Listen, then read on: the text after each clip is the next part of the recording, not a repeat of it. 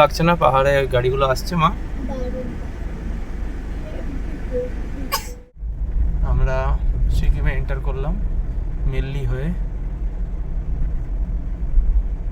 কি সুন্দর রাস্তা না? নামছি এখান থেকে আরো 31 কিলোমিটার বাকি। অ্যাকচুয়াল 36 কিলোমিটার দেখাচ্ছে চারধাম।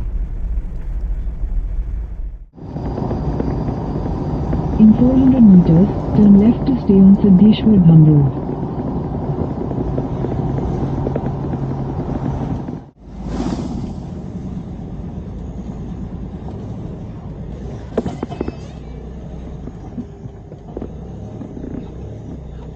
জায়গা আছে তো বাঁ দিকে।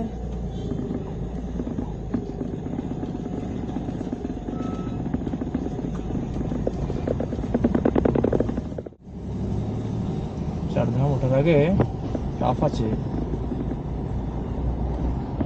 রোজ গার্ডেন আছে এখানে।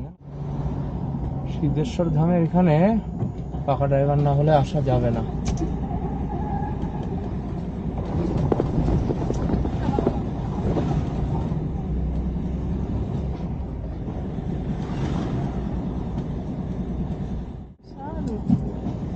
আমি তার নিচে তাকাচ্ছিল। In 300 meters, your destination will be on the left. আমরা সিদ্ধেশ্বর ধাম চলে এলাম, চলে এলাম।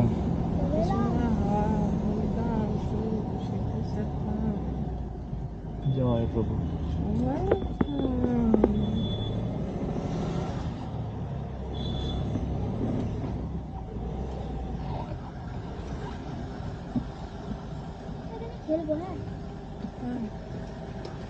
यहाँ पे अमाउंट जमा करना पड़े? कोलकाता से है, West Bengal. Your destination is on the left. कुछ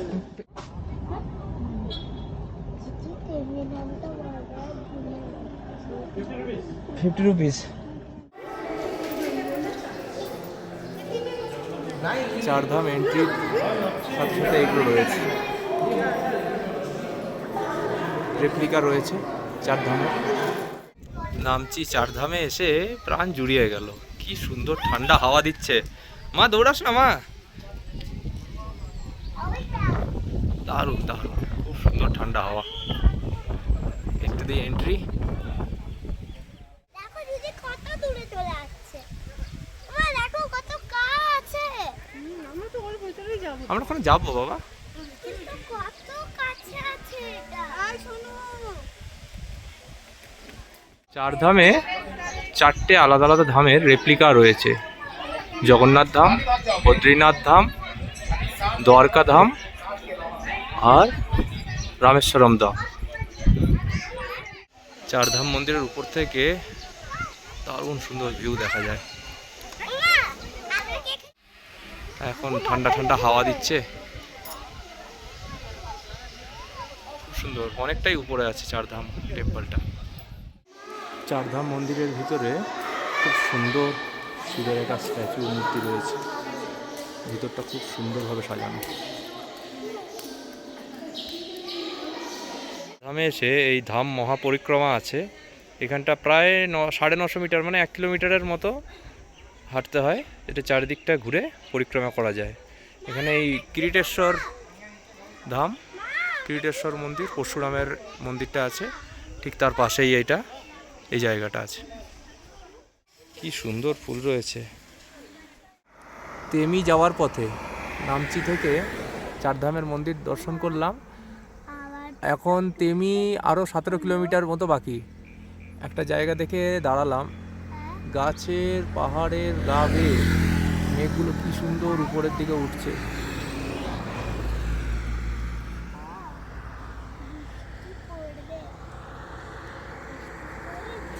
আমরা চলে এসেছি তেমি টি গার্ডেন। আর একটু এগিয়ে গেলেই তেমির এক্স্যাক্ট জায়গায় পৌঁছাবো। কি সুন্দর না?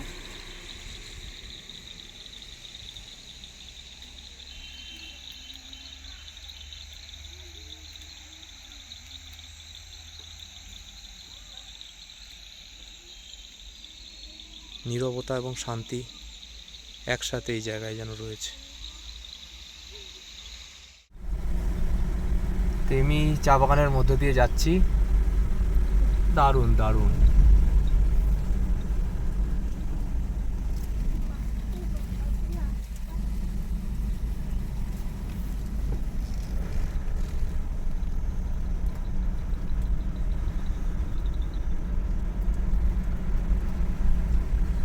উপর দিয়ে চা গাছ হয়ে রয়েছে, নিচেও তাই। তেমি টি গার্ডেনের এখানে টিকিট কাউন্টার আছে ইন্ডিয়ানসদের জন্য, 40 রুপিস। খুব সুন্দর। আমরা একটু এই জায়গাটাতে চা বাগানের ভিতরে এন্ট্রি করছি। তেমি টি গার্ডেনে খুব সুন্দর, মানে এখানে আসলে মন জুড়িয়ে যাবে।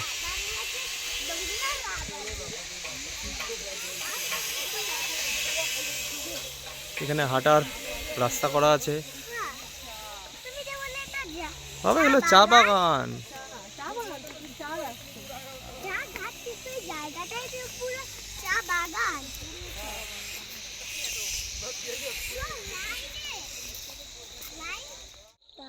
তেমি চা বাগান খুব সুন্দর দেখতে।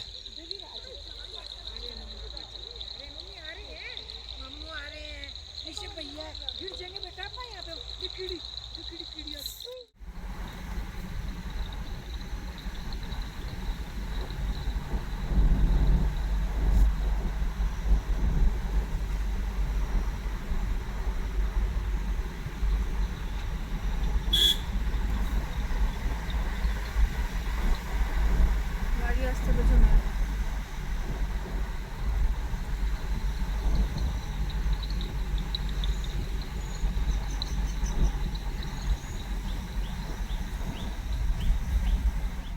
রাভাংলাতে ঢুকেই গাড়ি দাঁড় করিয়ে একটা হোটেল খুঁজে নিলাম। ঢোকার আগেই রিভিউ দেখে, লোকেশান দেখে একটা হোটেল সিলেক্ট করে নিলাম। সেই হোটেলটাতে এসে সরাসরি কথা বলে বুক করে নিলাম। এদের এখানে খাবারের ব্যবস্থাও আছে। বুদ্ধ পার্কের থেকে কাছাকাছি জায়গাটা আছে।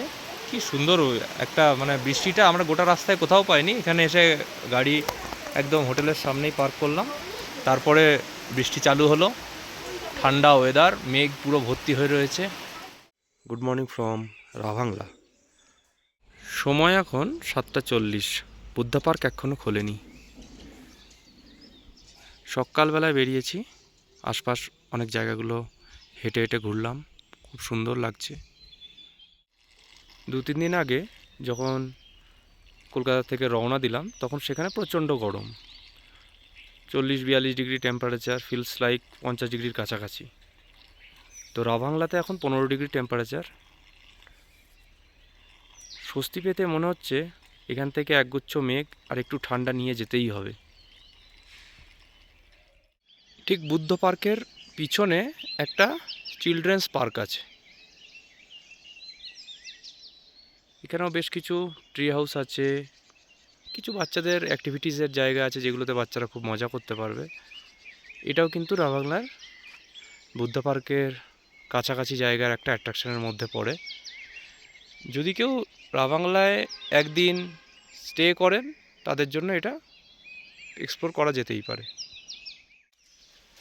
রাভাংলায় সবাই এসে এই বুদ্ধা পার্ক এটাই মেন আকর্ষণ ভেবে এটা ঘুরেই চলে যায়। কিন্তু আরেকটা খুব দর্শনীয় জায়গা আছে, কিন্তু সেটা জাস্ট ঘোরার জন্য না, এটা একটা trekking route. Menam wild life sanctuary. এটা একটা ট্রেকিং, এটা একদিনের ট্রেকিং হয়। এই মুহূর্তে এখন একটা সিজন নয়, এটা অফ সিজন, এখন জঙ্গল বেশি হয়ে গেছে। এইটা সারাদিনের যে ট্রেকিং সেটা সেপ্টেম্বর অক্টোবর, এইটা হচ্ছে খুব পিক সিজন। এই টাইমে আসলে এটা খুব ভালোভাবে এনজয় করা যায়, এক্সপ্লোর করা যায় যদি ভাগ্যে থাকে। তাহলে এই যে ব্ল্যাক বিয়ার, তারপরে বিভিন্ন লেপার্ডস যেগুলো আছে, রেড প্যান্ডাস, এগুলো দেখাও যেতে পারে।